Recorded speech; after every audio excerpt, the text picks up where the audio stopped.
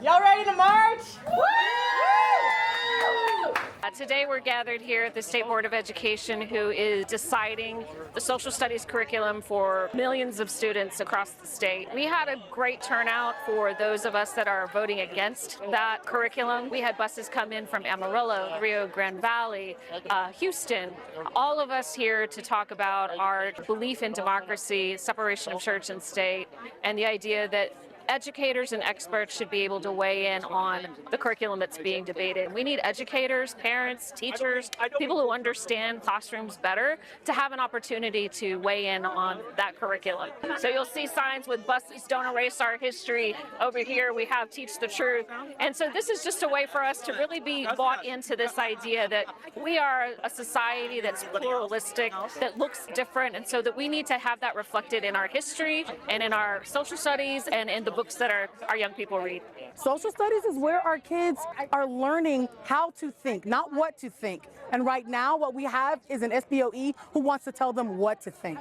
I am very grateful to the Freedom Network for coming out, for establishing all of this. The people that turned out is what Texas looks like. It is the diversity in Texas. And I think so many speakers said it way better than I ever could.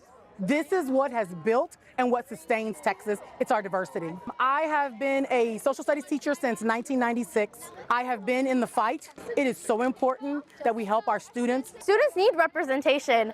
I'm a proud Lao American, but I will tell you, it took me 16 years to learn anything that is close to my heritage. The curriculum being changed and being stripped down from our diversity is very important because it will only stereotype students like me more. It was incredible seeing so many different speakers that all were coming with different perspectives, but with the same goal.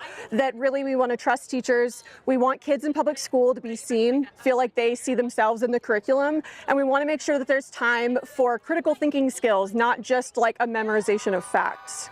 You know, no one's against teaching kids about Christianity. I think that it's about time and place. And I think that there's a role to talk about Christianity. I mean, as a history teacher, you can't understand history without talking about religion. But there's a way to do it, and there's a way to make sure that it's kind of being approached academically. Teachers truly are the experts of their classrooms, and that they're the ones that should be the most influential in making these types of decisions. I want a world where the next generation bursts into adulthood with questions, context, understanding, and a voter registration card, ready to be a full participant in our democracy.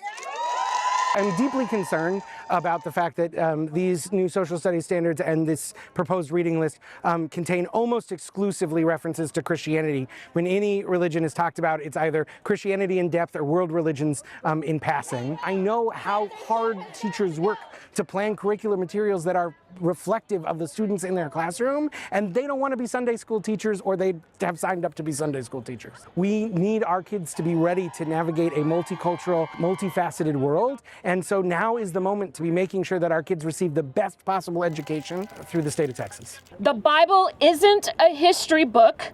Public school isn't Sunday school, and ignorance is not a Texas value.